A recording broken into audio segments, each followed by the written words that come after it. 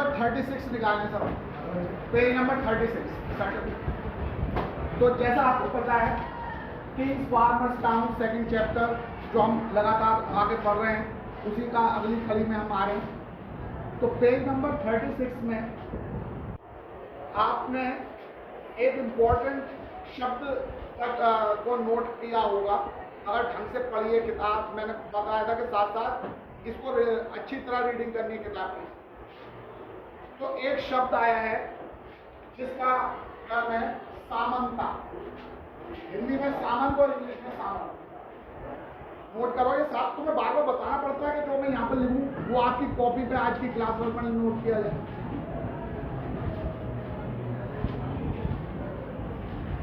तो इंग्लिश में हम इसे सामंता प्रोनाउंस कर रहे हैं और हिंदी में सामंत। तो ये सामंता या सामंत कौन थे ये और उनका क्या रोल था, इस पर भी बहुत महत्वपूर्ण क्वेश्चन आता है। तो कौन थे, इसको पढ़ना चाहिए था और हमने उस समय लास्ट क्लास में डिस्कस भी किया था। एक बार मैं दोबारा से बता रहा हूं। सामंतों का जो उद्भव है, जो उनका वर्णन है, वो 4th सेंचुरी CE यानी 4वीं शताब्दी ईस्वी से हमें दिखाई देता है। तो ये सामंत थे कौन? ये सामंत थे कौन? सामंत एक तरह से जिन्हें तुम पिक्चर में, फिल्मों में जमींदार के रूप में देखते हो, ये सामंत वो।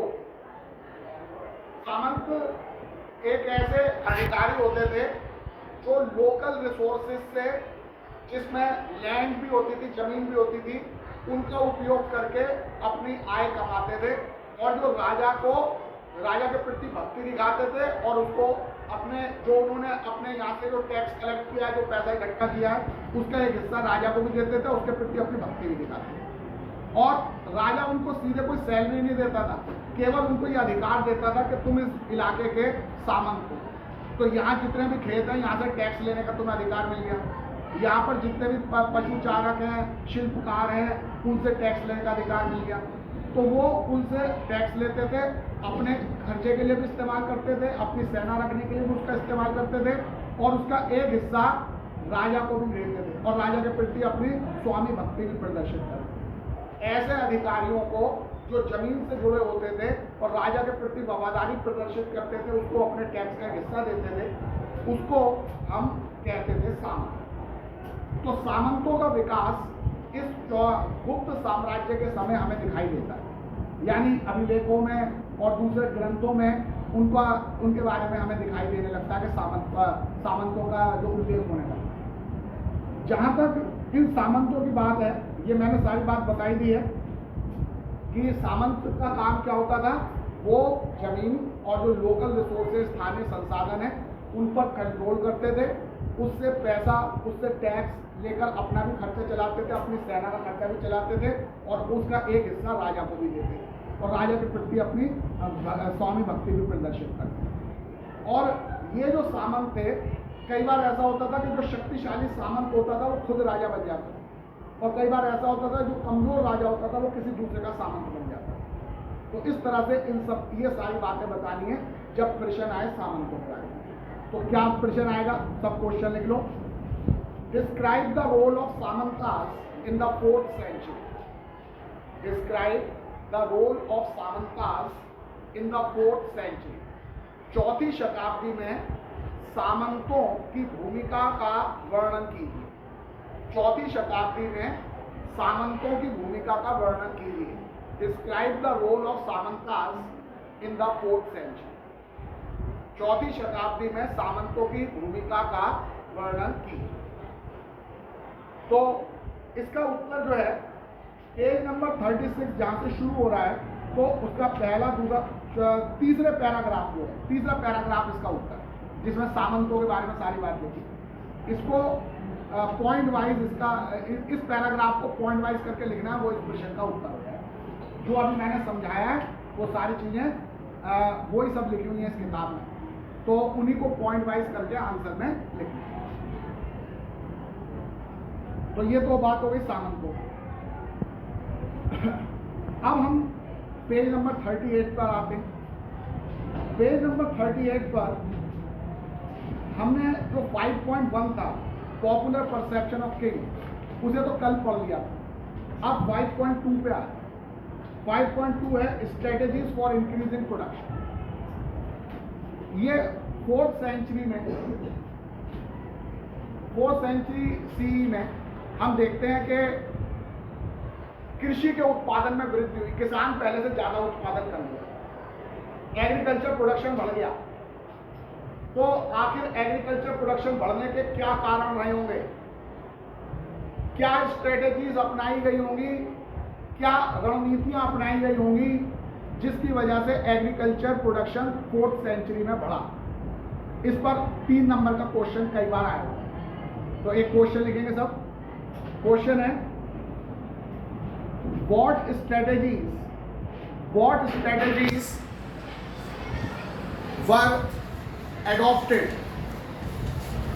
strategies were adopted for increasing agricultural production?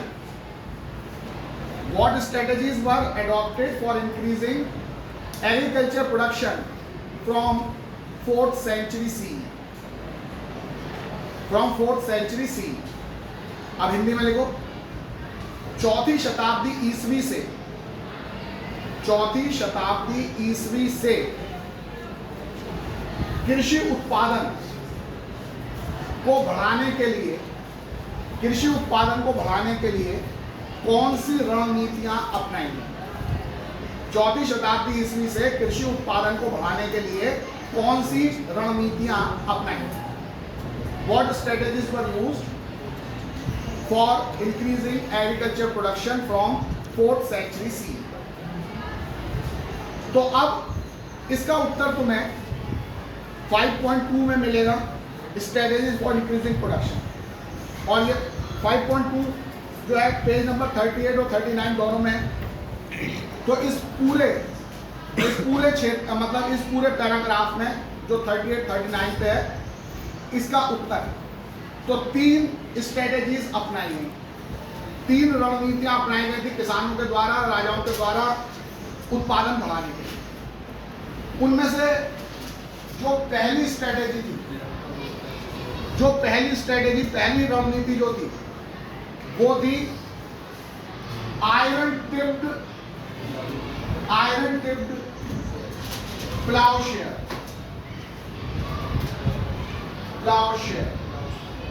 Use of iron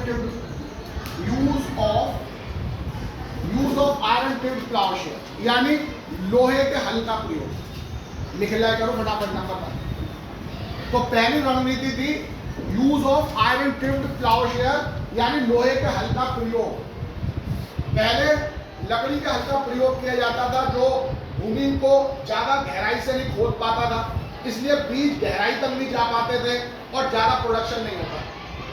लेकिन जब से लोहे की खोज हुई और हल लोहे के बनाए जाने लगे तो लोहा तो लकड़ी के मुकाबले में ज्यादा कठोर मजबूत होता है, तो वो जमीन की ज्यादा गहराई से खुदाई करता है जिससे बीज ज्यादा गहराई तक जमीन में पहुंच जाते हैं, जिनको उनको अच्छी नमी भी मिलती है तो फसल भी अच्छी होती है। तो पहला जो रणनीति अपनाई गई उत्पादन बढ़ाने के लिए, कृषि का उत्पादन बढ़ाने के लिए, वो थी लोहे के फाइल वाले हलों का प्रयोग। तो एक तो ये रणनीति अपनाई। इससे जो गंगा घाटी है और कावेरी घाटी, गंगा नदी की घाटी और कावेरी नदी की घाटी, जहाँ की मिट्टी उपजाऊ है, नरम है, वहाँ पर इस रणनीति का बहुत अच्छा प्रयोग हुआ, लोहे के हलों के प्रयोग से उत्पादन हुआ। लेकिन भारत के सारे क्षेत्रों में इतनी उपजाऊ मिट्टी नहीं, तो इसलिए बहुत से ऐसे क्षेत्र हैं जो सेमी एरिड यानी अर्धशुष्क क्षेत्र माने जाते हैं, जहाँ पर बारिश कम होती है, जैसे पंजाब है, राजस्थान है, नॉर्थ ईस्ट के भाग हैं और सेंट्रल इंडिया है, मध्य भारत है। यहाँ पर बारिश कम होती है, जमीन सूखी होती है, इसलिए वहाँ पर लोहे के हल से ज़्यादा फायदा नहीं होता खेती करने से। तो वहाँ पर अभी भी जो हो कल्चर है यानी कुदाल से खेती, हो एग्रीकल्चर का इस्तेमाल होता है। तो कहाँ जहाँ सेमी एरिड एरिया था, जहाँ अर्धशुष्क क्षेत्र था, जहाँ पर बारिश कम होती थी, वहाँ पर हो एग्रीकल्चर, ये नोट कर रहे हो, ये हो एग्रीकल्चर यानी कुदाल से खेती जारी रही। और जहां फर्टाइल लैंड था, जहां बारिश ज्यादा होती थी, वहां पर आयरन टिप्ड प्लाउशेयर का यूज करके खेती में के उत्पादन में वृद्धि। तो पहला स्ट्रेटेजी तो यह। अब दूसरी स्ट्रेटेजी क्या थी? दूसरी थी हमारा ट्रांसप्लांटेशन यानी रोपाई का प्रयोग। ट्रांसप्लांटेशन यानी रोपाई का प्रयोग। ये हालांकि बहुत मेहनत का काम है, लेकिन आज भी रोपाई ट्रांसप्लांटेशन के जरिए चावल का खेती की जाती है। बंगाल, बिहार और दक्षिण भारत में बहुत जगह पर ट्रांसप्लांटेशन मतलब होता है कि पहले, यानी रोपाई का मतलब होता है कि पहले जो चावल के बीज हैं, धान के बीज हैं, वो एक खेत में बो दिए जाते हैं, उनमें बहुत सारा पानी भर दिया जाता है। फिर जब उनमें से अंकुर फूटने लगते हैं, जब उनमें छोटे छोटे पौधे उग जाते हैं, तो उनको वहाँ से उठाकर दूसरे खेत में रोप दिया जाता है और फिर वहाँ तेजी से फसल होती है। तो इस टेक्निक को कहते हैं ट्रांसप्लांटेशन की टेक्निक, रोपाई की टेक्निक। तो रोपाई का प्रयोग करके भी हमारे जो रोपाई का प्रयोग करके भी उत्पादन में वृद्धि की गई, कृषि के उत्पादन। ये दूसरा तरीका, ये दूसरी स्ट्रेटेजी। और हमारी तीसरी जो टेक्निक थी, तीसरी स्ट्रेटेजी जो थी, वो था सिंचाई का प्रयोग, इरिगेशन का प्रयोग।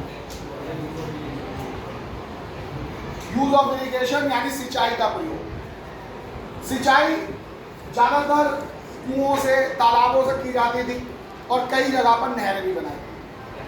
तो ये बात लिखनी कि सिंचाई कैसे होती थी, कुओं से, तालाबों से और कई जगह नहरों से, कैनाल से। और ये जो कैनाल है, इनको बनाने में तो बहुत भारी खर्चा लगता है। तो ये आमतौर पर पूरा समुदाय, पूरे गांव के सब लोग मिलकर भी बनाते थे। राजा भी बना देता था किसी क्षेत्र के लिए, और कोई बहुत धनी व्यक्ति भी किसी क्षेत्र की भलाई के लिए कैनाल बनवा देता। इस सब का उल्लेख हमें विभिन्न जो अभिलेख मिले हैं, इंस्क्रिप्शंस मिले हैं, उनमें हमें मिलता है कि किस तरह से कैनाल बनवाए गए, वाटर रिजर्वॉयर्स बनवाए गए, किसने बनवाए। तो इस तरह से हमने देखा कि ये 3 स्ट्रेटेजीज का प्रयोग करके 4th सेंचुरी सीई में एग्रीकल्चर के प्रोडक्शन को बढ़ाया।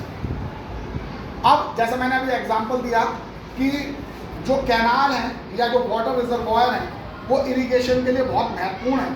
तो इनको या तो राजा बनवा देता था, या सारा समुदाय, पूरे जनता मिलकर बनवाती थी अपने थोड़े थोड़े पैसे मिला के, या कोई बड़ा धनी व्यक्ति बना देता था।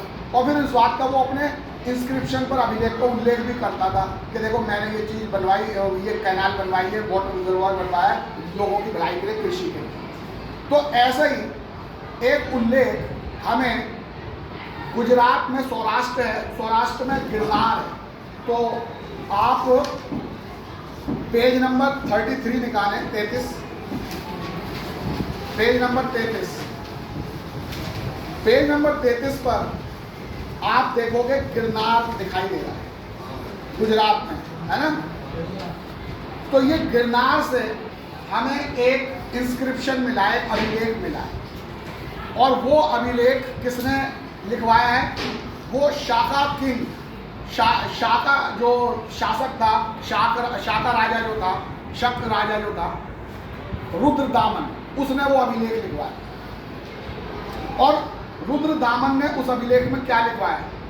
उसने बताया कि ये जो गिरनार में ये जो झील आपको दिखाई दे रही है, इस झील का निर्माण मौर्य शासन काल के गवर्नर ने करवाया। फिर उसके बाद ये खराब सी हो गई, नष्ट सी होने लगी। तो मैंने जनता की भलाई के लिए इस झील का मरम्मत कर, ये बात उसने अपने अभिलेख में लिखी। और बाद में चलकर फिर वो झील पर वज्रपात हो गया, फिर खराब हो गई वो। तो फिर बाद में चलकर गुप्त शासन काल में भी उस झील की दोबारा मरम्मत हुई। तो ये सब कैसे पता चला? ये अभिलेख, इंस्क्रिप्शन लिखे। तो इसी के बारे में पेज नंबर 38 पर जो बॉक्स दे रखा है उसको देखो, the Sudarshan lake in Gujarat, दिख गई सबको? तो इसमें उसको अंडरलाइन कर लो कि किसने ये अभिलेख लिखवाया है। शाका रूलर रुद्रदामन, शाका रूलर रुद्रदामन। उसने ये अभिलेख लिखवाया, उसने बताया कि मैंने इस झील की मरम्मत करवाई है। और फिर ये भी लिखा कि बाद में जो गुप्तों के शासन के समय में भी इसकी मरम्मत हुई और ये बनाई गई थी मौर्य काल के गवर्नर के द्वारा। ये सारी बातें इसमें लिखी। तो ये बातें याद रखनी है कि किसने क्या किया, रुद्र दामन कौन था, उसके ये इस पर किसी भी तरह से एग्जाम में क्वेश्चन आ सकता। अब हम तो इस तरह से 5.2 खत्म हो गया। 5.3 पे आ रहे हैं, पेज नंबर 39 पर। Differences in rural society, heading डाल दो तुरंत। डिफरेंसेस इन रूरल सोसाइटी यानी ग्रामीण समाज में भिन्नता। डिफरेंसेस इन रूरल सोसाइटी यानी ग्रामीण समाज में भिन्नता। हमने देखा कि इन 3 तकनीकों का प्रयोग करके, इन 3 स्ट्रेटेजीज का प्रयोग करके खेती के उत्पादन में तेजी से वृद्धि हुई, गांव में खेती का उत्पादन बढ़ा। लेकिन इस उत्पादन के बढ़ने से गांव के सभी लोगों को बराबर लाभ नहीं हुआ। ध्यान से समझने की बात है ये, और बिल्कुल आंख कान नाक दिमाग सब खोल के बैठो, जो मैं बता रहा हूं तो ध्यान से सुना करो इस बात। खेती का उत्पादन बढ़ा, खेती का उत्पादन बढ़ा, लेकिन उसका फायदा सभी लोगों को बराबर नहीं हुआ। कुछ लोग अमीर हो गए उस बढ़े हुए उत्पादन की वजह से, शक्तिशाली हो गए, और कुछ लोग गरीब ही रह गए, उनको उस बढ़े हुए उत्पादन का कोई लाभ नहीं। तो इसलिए खेती का उत्पादन बढ़ने से गांव में भिन्नता यानी इनइक्वालिटी आती। गांव में अलग अलग तरह के लोग हो गए, जिनका जो आर्थिक रूप से, सामाजिक रूप से कोई ज्यादा शक्तिशाली था, कोई कम शक्तिशाली। तो ये बात हमें कैसे पता चलती है? हम अपनी कल्पना से थोड़ी बता सकते हैं कि उस समय गांव में ऐसी भिन्नता थी। पता कैसे चला? तो पता चला हमें बौद्ध साहित्य से, जो बौद्ध धर्म के जो ग्रंथ लिखे गए, उन ग्रंथों में इस बात का उल्लेख है कि गांव में कौन कौन से लोग रहते थे। तो वो बौद्ध ग्रंथों के अनुसार गांव में 3 प्रकार के लोग रहते हैं। ये ऐसे बना हुए, अकॉर्डिंग टू बुद्धिस्ट ट्रेडिशन या बुद्धिस्ट लिटरेचर, यानी बौद्ध साहित्य के अनुसार गांव में 3 तरह के लोग थे।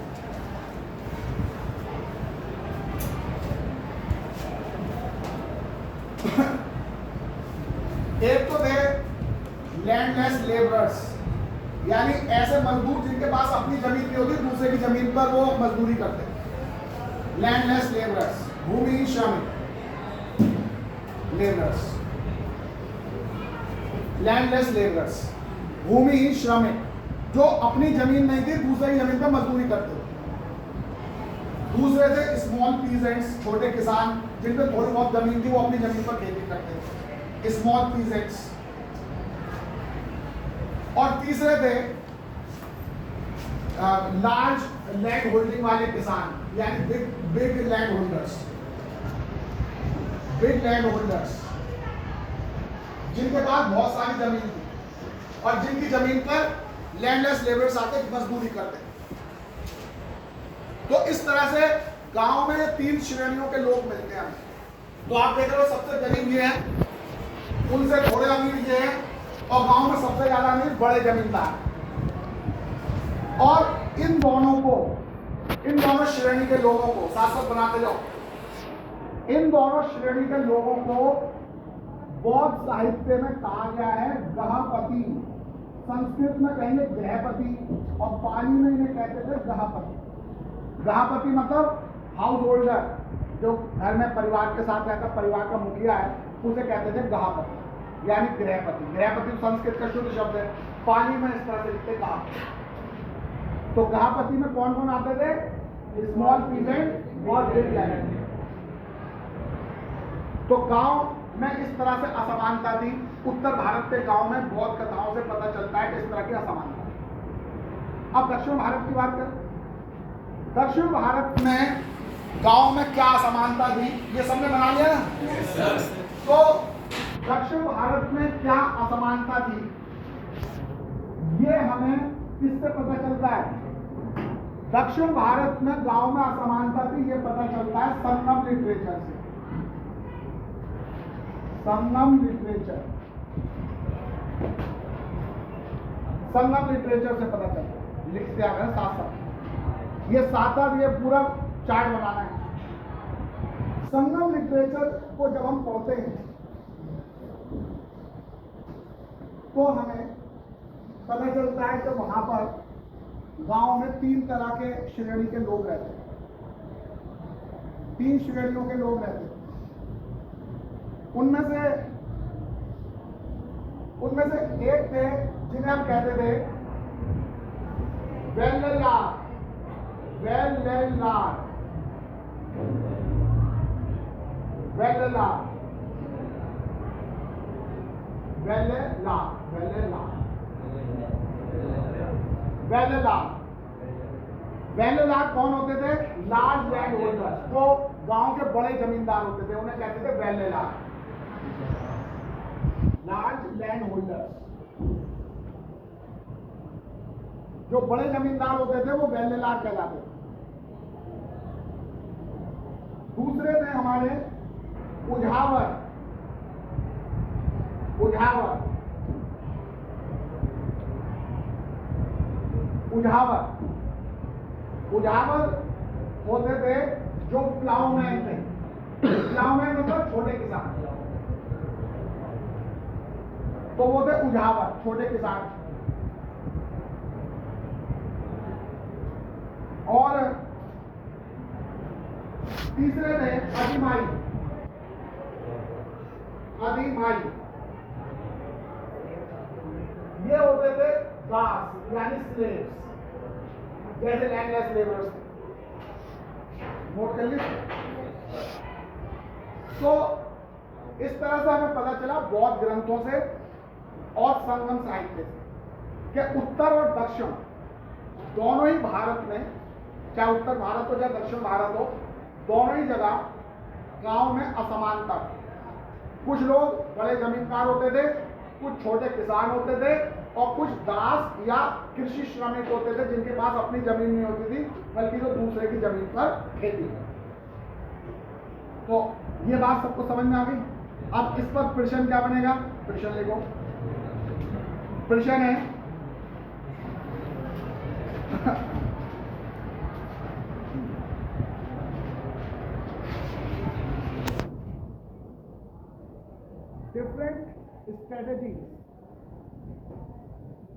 different strategies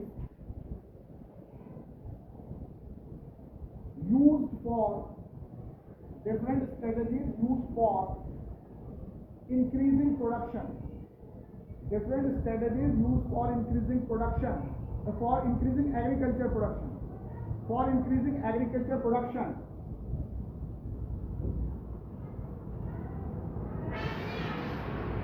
led to differences in rural society,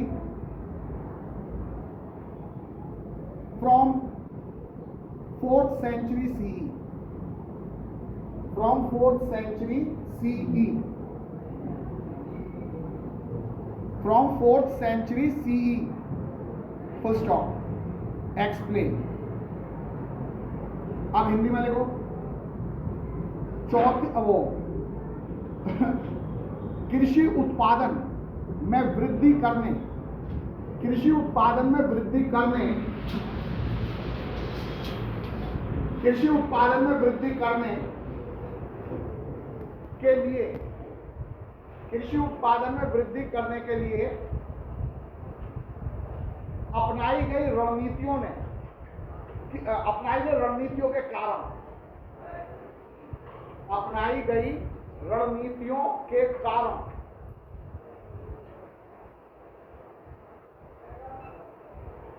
अपनाई गई रणनीतियों के कारण चौथी शताब्दी ईस्वी से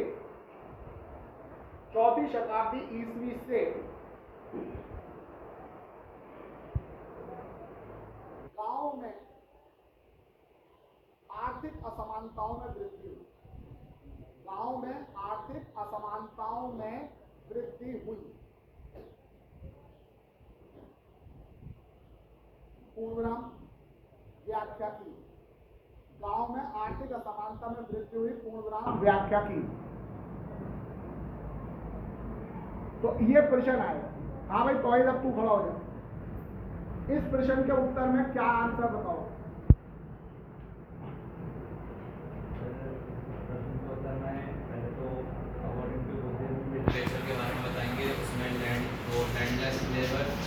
कि उत्तर भारत में ये 3 तरह के लोग होते थे। लैंडलेस लेबरर होते थे और स्मॉल पीजेंट होते थे, बिग लैंडलॉर्ड्स या लार्ज लैंडलॉर्ड्स होते थे। और इन दोनों को मिलाकर क्या कहते थे? गहापति। किस किस को? स्मॉल पीजेंट और बिग लैंडलॉर्ड्स। तो उनको कहते थे गहापति। फिर दक्षिण भारत में क्या होता था?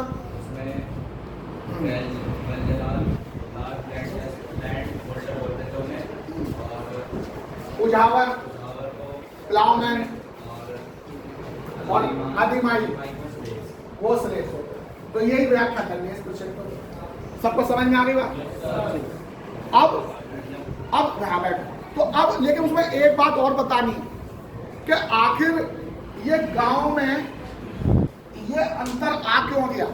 जब खेती का उत्पादन बढ़ा है तो सबको मिलना चाहिए था, फिर ऐसा क्यों हुआ? कुछ लोगों को उत्पादन से फायदा हुआ, कुछ लोग गरीब के गरीब रहे। क्या कारण? इसका कारण है कि लोगों के पास जमीन ज्यादा है या कम है, इस पर डिपेंड करेगा कि उनको खेती उत्पादन करने का कितना फायदा हो। उनके पास इरिगेशन यानी सिंचाई के साधनों तक कितनी पहुंच है। जिसके पास सिंचाई की सुविधा होगी उसका खेत में ज्यादा पैदावार होगी, जिसके पास सिंचाई की सुविधा नहीं होगी उसके पास खेत में कम पैदावार होगी। तो जमीन पर किसका कितना मालिकाना हक है, सिंचाई के साधनों तक किसकी कितनी पहुंच है और किसके पास कितने श्रमिक उपलब्ध हैं, इन सब बातों पर निर्भर करता था कि बढ़े हुए कृषि उत्पादन का कितना हिस्सा किसको मिले। तो जिसके पास ज़्यादा जमीन होगी, जिसकी जमीन के पास अच्छे सिंचाई के साधन होंगे, जिसको ज़्यादा कृषि श्रमिक उपलब्ध होंगे, उसको बढ़े हुए इन तीनों टेक्निक का प्रयोग करके ज़्यादा कृषि उत्पादन मिलता था, वो और ज़्यादा अमीर होता चला जाता। और जिसके पास ना तो ज़्यादा जमीन है, ना कृषि ना सिंचाई के साधन है और ना ही उसके पास ज़्यादा लेबर है, तो ऐसी स्थिति में उसको खेती के उत्पादन में वृद्धि का कोई फायदा नहीं मिलता था और वो गरीब का गरीब रह जाता। तो इसलिए जमीन एक इम्पॉर्टेंट चीज़ बन गई।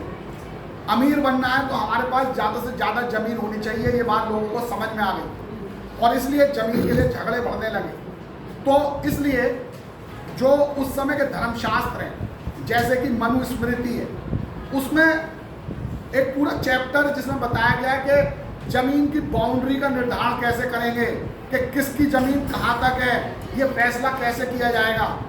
इसके लिए विशेष रूप से मनुस्मृति में बताया गया है। तो क्यों बताया गया है? क्योंकि जमीन पर मालिकाना हक इम्पोर्टेंट हो गया। जिसके पास जितनी ज़्यादा जमीन होगी वो उतना ज़्यादा ताकत, उतना ज़्यादा पैसे वाला होगा। इसलिए ज़्यादा से ज़्यादा जमीन घेरने की सब में प्रथा हो गई। तो किसकी ज़मीन कहाँ तक है, उसके बाद किसकी ज़मीन शुरू होगी, इस बात के लिए जो बाउंड्री का निर्माण करना जरूरी हो गया। तो हमारे मनुस्मृति में बताया गया है कि राजा को अलग अलग लोगों की ज़मीनों की बाउंड्री का निर्धारण किस प्रकार करना चाहिए। तो ये बात कहाँ लिखी है? पेज नंबर 39 का जो बॉक्स है उसमें लिखा है कि मनुस्मृति में बताया गया कि बाउंड्री का निर्माण कैसे करना चाहिए। तो जो अभी क्वेश्चन अभी हमने देखा था कि भाई गांव में कैसे असमानता बढ़ गई, उसका उत्तर जो पेज नंबर 39 में 5.3 पूरा पैराग्राफ है और इस तरह से भी हमने देख लिया। और जो पैराग्राफ के अंत में ये भी लिखा है कि किसके कौन अमीर होगा कौन गरीब होगा, ये 3 बातों पर निर्भर करता था कि किसके पास कितनी ज़्यादा ज़मीन है, किसके पास सिंचाई के कितने ज़्यादा साधन उपलब्ध हैं और किसके पास कितने लेबर की पहुंच है। तो इससे निर्धारण होता था कि कौन अमीर बनेगा कौन गरीब बनेगा। तो यहाँ तक की बात भी अब पूरी हो गई। अब एग्ज़ाम में चाहे वो CBSE का एग्ज़ाम हो, चाहे वो CUT का एग्ज़ाम हो, उसमें इन शब्दों के आधार पर तुमसे सवाल पूछा जा सकता है। तो सब इस टेबल को पूरा करेंगे। अभी हाथ पे फटाफट जल्दी से करो।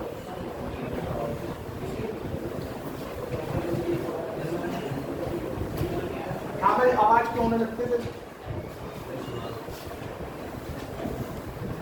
यहाँ पर लिखो टर्म, या हिंदी में लिखो पद या शब्द, और यहाँ पर लिखो मीनिंग, अर्थ।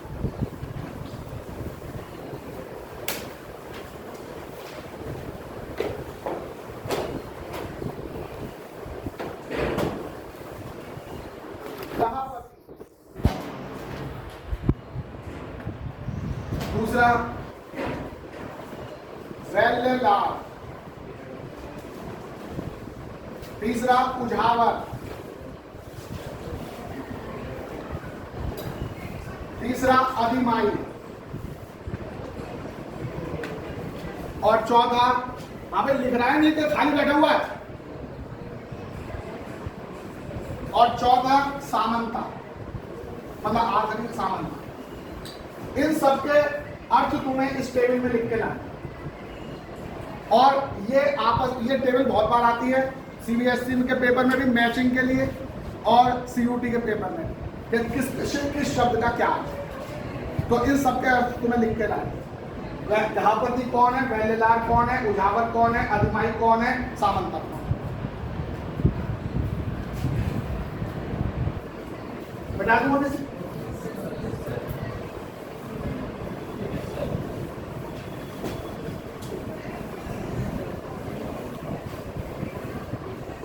अब हम आ रहे हैं पेज नंबर 40 पर, land grants and new rural elites. जल्दी से हेडिंग डालो।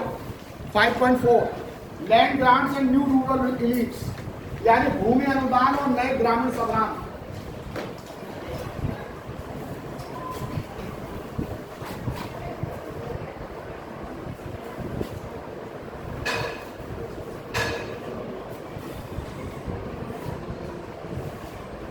तो लैंड ग्रांट्स और न्यू रूरल एलिट्स की जहां तक बात है,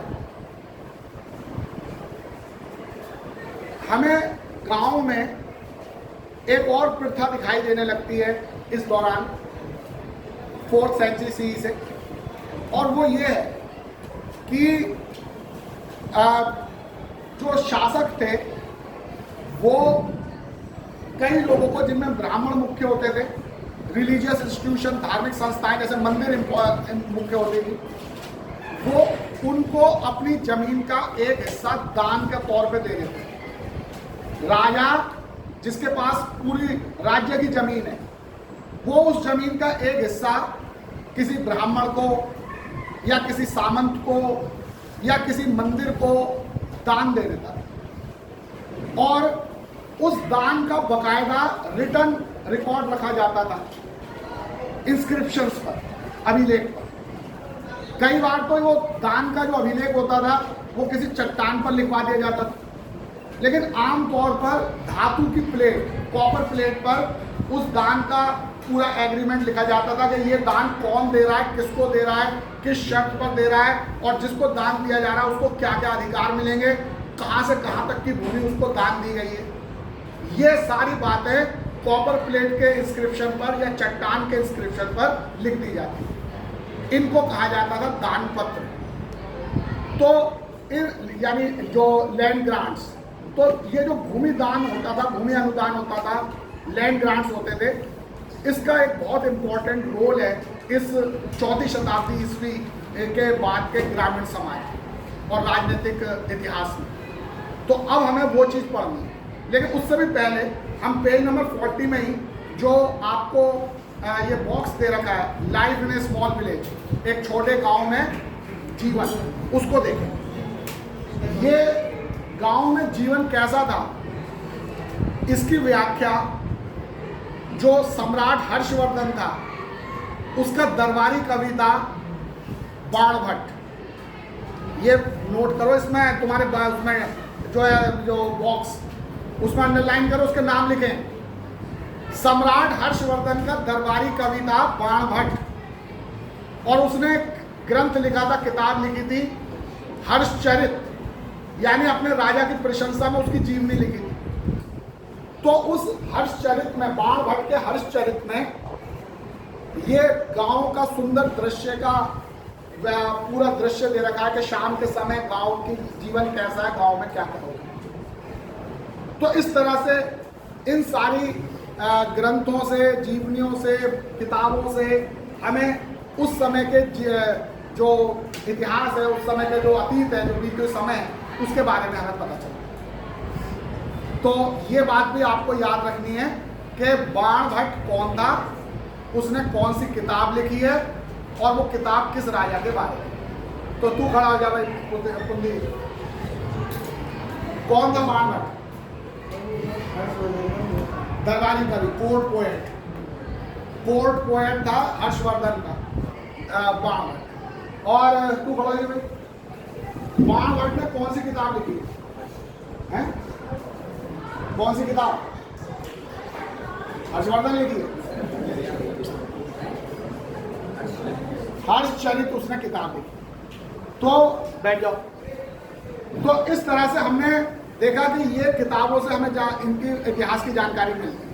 तो अब हम बात कर रहे हैं land grants and new rural elites के पेज नंबर 5.4। इस पर एक बड़ा 8 नंबर का प्रश्न आता है। तो प्रश्न लिखो। प्रश्न है describe the system of land grants. Question लिखो जल्दी से। Describe the system of land grants in the early centuries of the common era.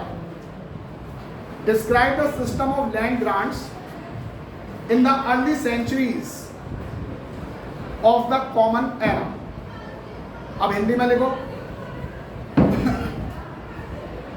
ईसा की प्रारंभिक शताब्दियों में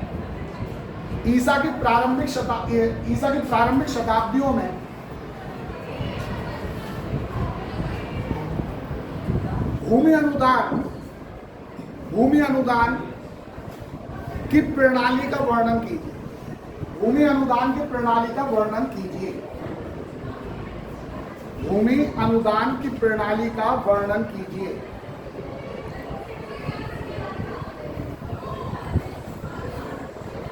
भूमि अनुदान की प्रणाली का वर्णन कीजिए। तो अब इसका उत्तर जो 5.4 है, जो पेज नंबर 40 से 41 तक फैला हुआ है पूरा, उसमें आपको मिलेगा कि दान, भूमि दान कैसे होता था और उसकी क्या क्या मुख्य विशेषताएं थी। पॉइंट वाइज लिखना है। 8 पॉइंट बनाने, 7-8 पॉइंट, 9 पॉइंट बनाने। तो सबसे पहली बात इस प्रश्न के उत्तर में आएगी पॉइंट वाइज। तो पहला पॉइंट बनेगा वो ये बनेगा कि ये लैंड ग्रांट की जो प्रथा है, ये early centuries of the common era यानी ईसा की प्रारंभिक शताब्दियों में शुरू हुआ। और इनका उल्लेख बहुत सारे अभिलेख लिखे जाते थे, जिससे पता चला भाई ये जमीन इसको दान दी गई, ये जमीन इसको दान दी गई। तो उन अभिलेखों से पता चल रहा है कि ईसवी शताब्दी की ईसा की प्रारंभिक शताब्दियों में भूमि दान की प्रथा शुरू हो गई। और ये जो इंस्क्रिप्शन है वो कई बार तो स्टोन, पत्थर पे लिखे जाते थे, लेकिन अधिकांश रूप से ये कॉपर प्लेट्स, तांबे की पट्टियों पे, ताम्र पट्टियों पे लिखे जाते थे। ये नोट कर ले। नंबर 1, नंबर 2, ये नंबर 1 चल रहा है पॉइंट कि नंबर 1 में हमें क्या लिखना है। ये लिखे जाते थे जिससे रिकॉर्ड रहे कि जो दान दिया गया है उस ट्रांजैक्शन का पूरा रिकॉर्ड रहे कि किसने दान दिया है, किसको दान दिया है, कितनी भूमि का दान दिया है, दान जिसने प्राप्त किया उसको क्या अधिकार मिलेंगे। ये सारी बातें उस इंस्क्रिप्शन पर, उस जो दान पत्र है उस पर लिखी जाती है। और ये जो दान है ये आमतौर पर रिलीजियस इंस्टीट्यूशन जैसे मंदिरों को दिए जाते थे या ब्राह्मणों को दिए जाते थे। तो इस तरह से ये भी आगे।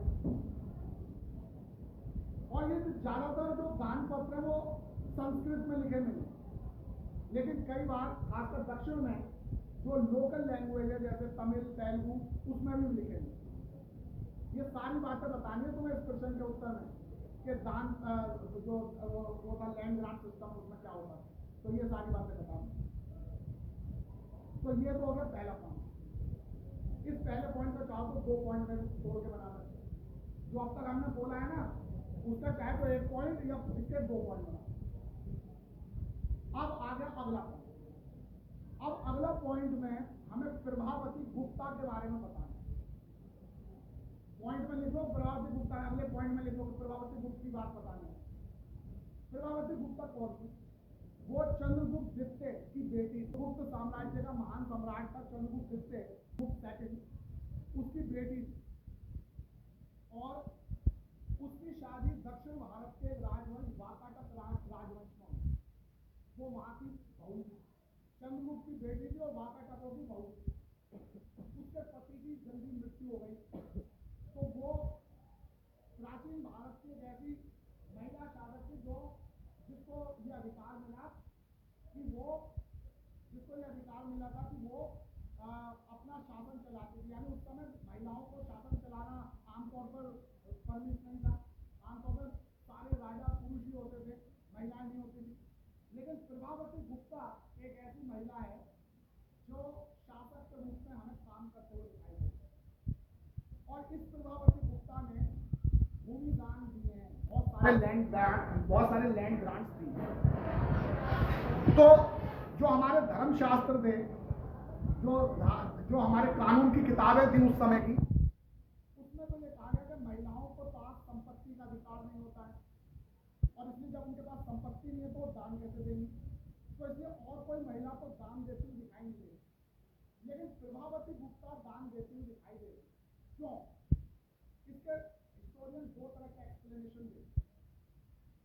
उनके अनुसार या तो ऐसा होगा कि भाई ये रानी थी तो इसको एक्सेप्शनल अधिकार प्राप्त है, आम औरतों को, आम स्त्रियों को भूमि का अनुदान देने का अधिकार नहीं था, उनके पास संपत्ति नहीं, लेकिन ये रानी थी तो इसके पास अधिकार था, एक्सेप्शनल, इसका अपवादिक स्थिति थी, इसलिए ये दान देती, इसके पास संपत्ति थी। और दूसरा एक्सप्रेशन ये देते हैं कि धर्मशास्त्रों की बातें हर जगह पूरी तरह से पालन नहीं की जाती। धर्मशास्त्र ने लिख तो दिया, लेकिन उसके बावजूद भी लोग उनको न मान के अपने हिसाब से काम करते। जैसे आज भी कानून में लिखा है कि दहेज देना अपराध है, दहेज देना और लेना दोनों अपराध है, लेकिन हर शादी में फिर भी दहेज चल रहा है। तो कानून में कुछ भी लिखा हो, लोग अपने तरफ से अलग व्यवहार करते हैं। ऐसे ही वहां पर हुआ होगा कि धर्मशास्त्र में लिखा है कि महिलाओं को संपत्ति का अधिकार नहीं है, लेकिन हो सकता है कि वो केवल कानून में लिखी हुई बात हो, आमतौर पर लोग उसका पालन ना करें। तो इन दोनों वजहों से हो सकता है कि प्रभावती गुप्ता को संपत्ति का अधिकार था और उसके पास जमीन थी और उसने उसका दान दिया। तो ये बातें आपको अगले पॉइंट में होगी। अब अगला पॉइंट जो बनेगा इसका, प्रभावती गुप्ता के बाद का जो अगला पॉइंट बनेगा वो है कि इन दान पत्रों से पता क्या चलता है। इन दान पत्रों से पता चलता था रूरल पॉपुलेशन के बारे में, ग्रामीण जनसंख्या के बारे में, कि गांव में किस तरह के लोग रहते हैं। पॉइंट लिखना है, अगले पॉइंट में लिखना है रूरल पॉपुलेशन के बारे में, कि इन दान पत्रों से क्या पता चलता था। इन दान पत्रों से पता चलता है रूरल पॉपुलेशन के बारे में, ग्रामीण जनसंख्या के बारे में, कि गांव में किस तरह के लोग रहते हैं।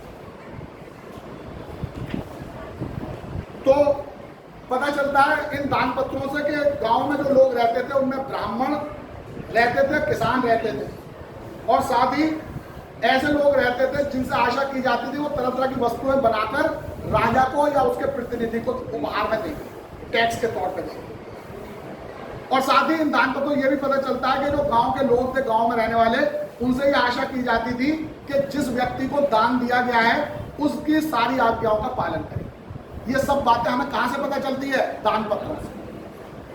तो ये पॉइंट भी बताने के दान पत्रों से हमें पता क्या चलता है। फिर अगला पॉइंट क्या बताओगे कि अगला पॉइंट ये बताओगे कि ये जो इस प्रकार के दान पत्र हैं वो भारत के अलग अलग हिस्सों से, अलग अलग क्षेत्रों से बड़ी मात्रा में मिले, और ये भी पता चलता है कि अलग अलग क्षेत्रों में इन दान पत्रों की जो संदर्भ होते थे वो अलग अलग होते थे। जैसे उत्तर भारत में जो जमीन दान दी जाती थी वो उसका क्षेत्रफल कम या ज्यादा हो सकता है। दक्षिण भारत में जो जमीन दान दी जाती थी वो किसी और क्षेत्रफल की हो सकती थी, या जिस व्यक्ति को दान दिया जा रहा है उसके अधिकार किसी जगह कुछ दूसरे होंगे, किसी जगह कुछ दूसरे होंगे। तो इन दान पत्रों से हमें ये भी पता चलता है, इन दान पत्र जो है वो हमें भारत के अलग अलग हिस्सों में मिले हैं, और इन अलग अलग हिस्सों में मिलने वाले दान पत्र भी भिन्न भिन्न हैं। उनमें क्या भिन्नता है? कई बार भिन्नता यह है कि जमीन का आकार अलग है। इस दान पत्र में 5 एकड़ जमीन लिखी है, दूसरे दान पत्र में 2 एकड़ जमीन लिखी है। कई बार अंतर इस बात का है कि जिसको दान दिया जा रहा है उसके अधिकार अलग अलग है।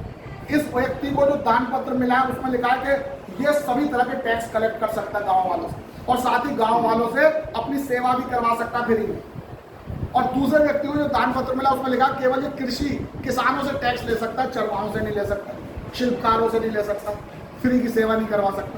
तो अलग अलग तरह के दान पत्रों में अलग अलग तरह की शर्तें मिली। तो ये अगला पॉइंट में आ जाएगा। और इसके अलावा अब लास्ट पॉइंट, लास्ट नहीं बल्कि सेकंड लास्ट पॉइंट जो आएगा कि आखिर राजा दान क्यों देते थे। लिख लो पॉइंट, फिर इसको एक्सप्लेन करना है। राजा दान क्यों देते थे, दान पत्र की यानी भूमि दान क्यों शुरू हुए, ये पॉइंट आना है इस आंसर में, इस प्रश्न के आंसर में। भूमि अनुदान क्यों दिए गए, लैंड ग्रांट्स क्यों दिए गए, तो इसके बारे में इतिहासकारों में बहुत बहस है। अलग अलग इतिहासकार इसका अलग अलग कारण बताते हैं, और इस पर 3 नंबर का अलग से भी क्वेश्चन आ सकता है कि भूमि अनुदान देने के क्या कारण। तो कुछ इतिहासकार कहते हैं कि राजा भूमि अनुदान इसलिए देता था जिससे कि नए जमीनों पर खेती शुरू हो सके। भाई कोई जमीन ऐसे ही बेकार पड़ी हुई है, उस पर जंगल उगा हुआ है, राजा चाहता है कि ये जंगल साफ करके यहाँ पर खेती शुरू हो जाए जिससे मुझे टैक्स मिले। तो वो किसी व्यक्ति को, चाहे वो ब्राह्मण हो या उसका सामंत हो या कोई मंदिर हो, तो कहा भाई देखो ये जो जंगल सा पड़ा है ना, ये सारी जमीन तुम्हारी है, तो इस पर खेती शुरू करो और इस पर सारा टैक्स तुम दो। तो नई जमीनों पर खेती शुरू करवाने के लिए दान दिया जाता था, कुछ इतिहासकारों का मानना ये है। कुछ दूसरे इतिहासकारों का मानना ये है कि इस समय राजा कमजोर हो रहे थे और सामंत शक्तिशाली हो रहे थे, तो अगर उनको खुश ना रखा जाए सामंतों को, तो वो उसके खिलाफ विद्रोह कर सकते थे। तो सामंतों को खुश करने के लिए राजा उनको भूमि अनुदान दे देता था ताकि ये खुश रहें और मेरे खिलाफ विद्रोह ना। तो दूसरा कारण ये था। और तीसरा कारण ये था, जो तीसरा कारण बताया जाता है कि भूमि अनुदान देकर राजा अपनी सुपरमैन की छवि लोगों के सामने प्रस्तुत करना चाहता था कि देखो मैं इतना अमीर हूँ, इतना वैभवशाली हूँ, इतना बलशाली हूँ कि मैं ऐसे जमीनें देता है। तो अपनी सुपरमैन की छवि दिखाना चाहता था। तो 3 कारणों से भूमि अनुदान दिए जाते हैं। इस पर 3 नंबर का अलग से भी प्रश्न आ सकता है, और जब 8 नंबर का सवाल आएगा तो उसमें एक पॉइंट के तौर पर लिखा जाएगा। वैसे 3 नंबर का अलग से भी सवाल आ सकता है कि भूमि अनुदान क्यों दी जाती है। और जो आखिरी पॉइंट इसमें आएगा वो है कि ये जो भूमि अनुदान है वो राज्य और किसानों यानी खेती करने वालों के बीच के संबंध को बताते हैं, लेकिन ये भूमि अनुदान ये नहीं बताते कि पेस्टोलिस्ट यानी पशु चारकों, फिशर फोक यानी मछुआरों, हंटर गैदरर यानी संग्रहणकर्ता और आखेटकों, और जो एक जगह से दूसरी जगह घूम घूम के अपना व्यापार, अपना रोजी रोटी कमाते हैं, एक जगह टिक कर नहीं रहते, शिफ्टिंग कल्टीवेटर्स जो है, उनके साथ राज्य के क्या संबंध थे, ये भूमि अनुदान नहीं बताता। भूमि अनुदान केवल ये बताता है कि राजा और किसान के क्या संबंध, लेकिन राजा और पशु चारकों के क्या संबंध थे, राजा और आखेटकों के क्या संबंध थे, राजा और संग्रहणकर्ताओं के क्या संबंध थे, राजा और शिफ्टिंग कल्टीवेशन करने वालों के क्या संबंध थे, उनके बारे में ये भूमि अनुदान हमें नहीं बता पाता। तो ये सारे पॉइंट हमें इस प्रश्न के उत्तर में लिखना। और ये पूरा पेज 5.4 जो है 40 और 41 पेज पर पूरा ऊपर से नीचे तक लास्ट तक फैला हुआ है। इसमें से ये सारे पॉइंट बनाए, यही पॉइंट आपको अपने आंसर में लिखना। और पेज नंबर 41 पर ये जो बॉक्स दे रखा है Prabhavati Gupta and the village of Danguna का, इसमें उस अनुदान के बारे में, उस अनुदान पत्र को दिखाया गया कि जो दान पत्र दिया जाता था उसमें क्या क्या लिखा जाता था। ये सारी बातें यहाँ लिखी। ये आपके कॉम्पिटेंसी बेस्ड क्वेश्चन यानी पैराग्राफ वाले क्वेश्चन के रूप में आ सकता है, तो इसको ध्यान से पढ़ना और देखना है कि दान पत्र में क्या क्या लिखा जाता है। और अब एक आखिरी बात वो है अग्रहार क्या थे। क्वेश्चन अग्रहार क्या थे, what was Agrahara. Page number 41 में जो पिंक कलर का बॉक्स है उसमें लिखा अग्रहारा। अग्रहार ये रहा, ये है, ये पिंक कलर का ये बॉक्स है। पेज नंबर 41 पे जो छोटा बॉक्स है पिंक कलर का, उसमें लिखा अग्रहार। अग्रहार ऐसे लैंड ग्रांट्स होते थे जो ब्राह्मणों को दिए जाते थे। अग्रहार जो थे वो ऐसी भूमि होती थी जो ब्राह्मणों को दान दी जाती। ये यहाँ पर लिखा हुआ साफ साफ, समझ में आ गए। और वो जो हमने वो जो टेबल बनाई थी ना, जिसमें वेल्लेलार अधिमाई सारे लिखे थे, सामंता लिखा था, सामंता के नीचे एक और लिख लो अग्रहार, उसका भी मतलब लिख के लाना अग्रहारा। उस टेबल में अग्रहारा भी जोड़ लो, जो पहले टेबल बनाई थी जिसमें अलग अलग शब्दों के लिखवाए थे, उसमें अग्रहारा भी जोड़ लो। तो इस तरह से यहां पर आकर हमारा 6th सेंचुरी BCE से 6th सेंचुरी CE के दौरान जो पॉलिटिकल हिस्ट्री थी वो खत्म होती है। अब अगली क्लास से हम 6th सेगमेंट पढ़ेंगे, टाउन्स एंड ट्रेड, जो कि हमें इकोनॉमिक हिस्ट्री के बारे में बताएगा। तो अब पॉलिटिकल हिस्ट्री खत्म होती है, राजनीतिक इतिहास खत्म होता है। कल से अगली क्लास से हम बात करेंगे आर्थिक इतिहास। तो आज के लिए इतना ही। अब सभी जो अभी क्वेश्चन लिखवाए उनको बैठकर तुरंत लिखो, सबसे पहले उस टेबल को पूरा करो जो अभी लिखवाए। ठीक है।